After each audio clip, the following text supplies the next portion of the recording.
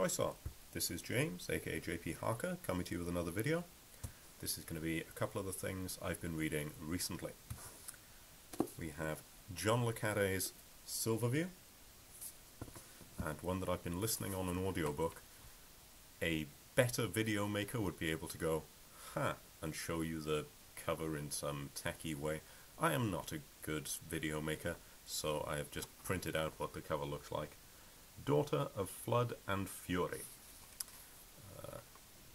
Tidecaller Chronicles, Book 1 by Levi, Wallace, Jacobs. I'll get Silverview done first.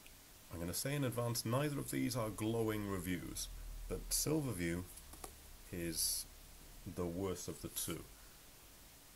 I've never known a John le Carre book this bad. Now, I don't like to speak ill of the dead and all that, but really, this was just awful. And I rarely say that about books, you know.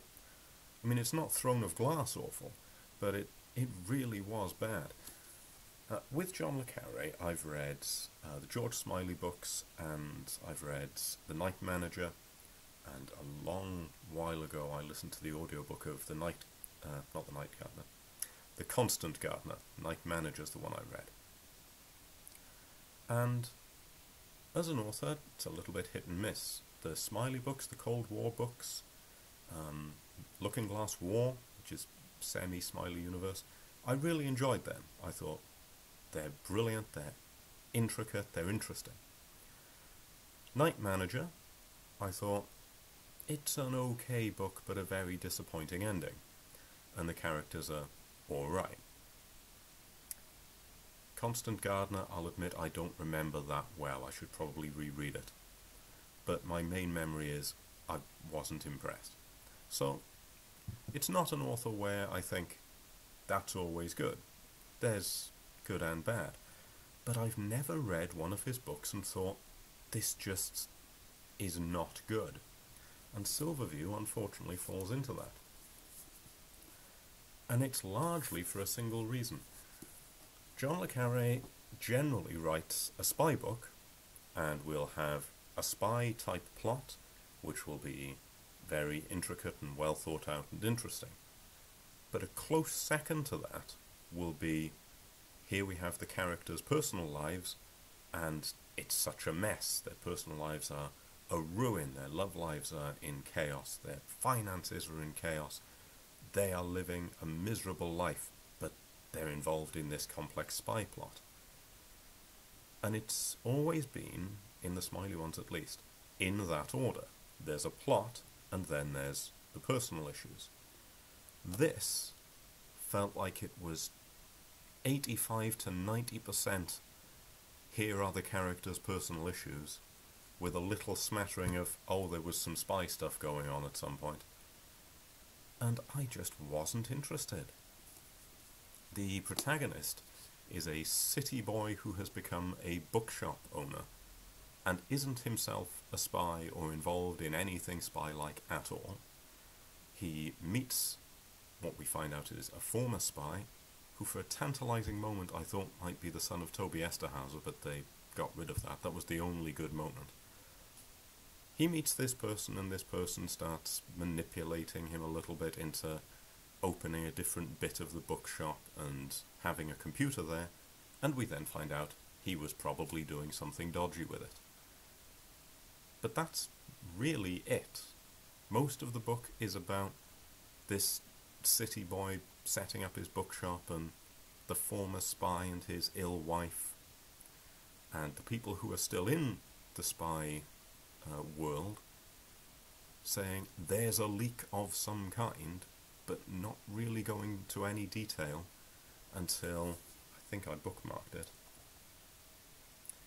About 100 pages in, we have a massive info dump where all the mystery of our maybe this guy's a spy is gone in a huge display of telling not showing.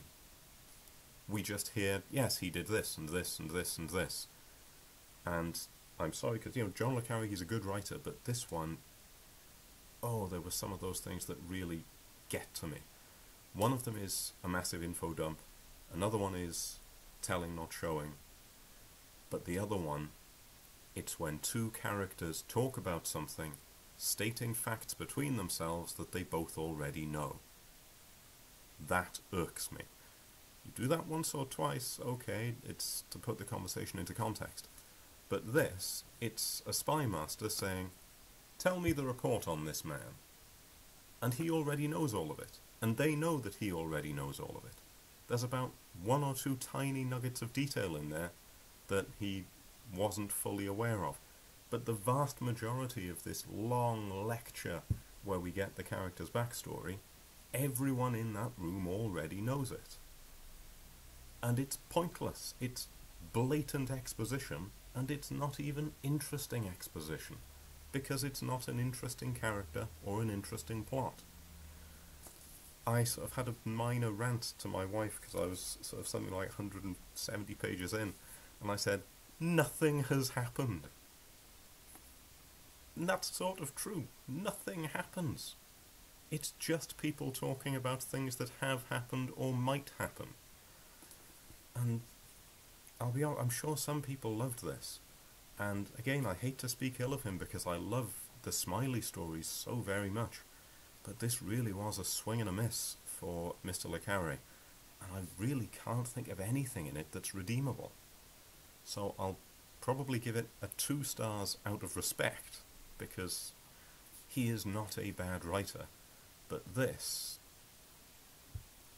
I couldn't find anything in it that I would recommend to anyone. So, yes, I will not recommend Silverview.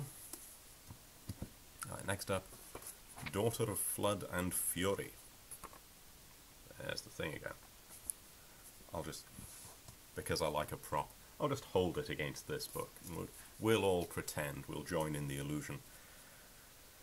Now this wasn't bad, but I didn't find it particularly engaging either. It's an interesting concept. We have people using water as magic, elemental magic. We've seen that in lots and lots of books. We've seen the idea of water as an empathy type of magic where you can use it to read people's thoughts. We've seen that before, but it was done in a fresh and interesting sort of way. Interestingly, I thought anyway, water magic is nearly always feminine when you see it in fantasy books. You have men who are able to do it, but it's frequently seen as a feminine power, and fire and earth are the masculine ones. You have air and water are the more feminine ones. Here we have a temple of water sorcerers, and it's exclusively male. And the plot is we've had a female daughter of their former leader of the temple, their chosen one, and he's allowed her to join, and it's pseudo-heresy, but she's sort of getting away with it. And that I found interesting, and the way they're controlling the city directly and indirectly, not through political influence, but they control the police, but people don't consider it a police state. It was interesting in that context. What made it less fun for me was I couldn't get on board with the characters. It was one of those where it's exclusively single POV, and the danger with those is always, if you're not on board with that one character, you're kind of doomed. What I like is a book where we have a little bit more of the villain, at least. And the villain was potentially interesting, but felt sort of empty because we spent so little time with him. And as we all know from Die Hard, a hero is only as good as their villain. So that was a bit of a problem. The other problem was, she wasn't quite the dreaded Mary Sue, but she flirted close to it. Because right from early on, she's the best sorcerer there is. She's better than any of these people, and they hate her because she's the best. And they hate her because she's a girl, and girls can't do this magic. And it's not a welcome trope, because it leads to a very two-dimensional sort of place. Now, The character was not flawless, which is very, very good, and the character did have to learn and adapt, and the character failed at things. That's definitely good. That edges us away from the dreaded Mary Sue. But unfortunately, because from early on we'd had that vibe from her, it was very difficult for me to then start engaging with her. So, a mixed bag with that. I'm not going to go into too much details because the spoilers would start quite early on in the plot. So, I suspect if I hadn't also read Silverview recently, I might be slagging this one off and nitpicking a little bit more and going, oh, this and all that and all that. But no, overall, it was okay.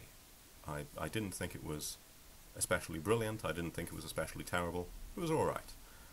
I probably won't continue with Tidecaller Chronicles, but we'll see. Maybe, maybe not.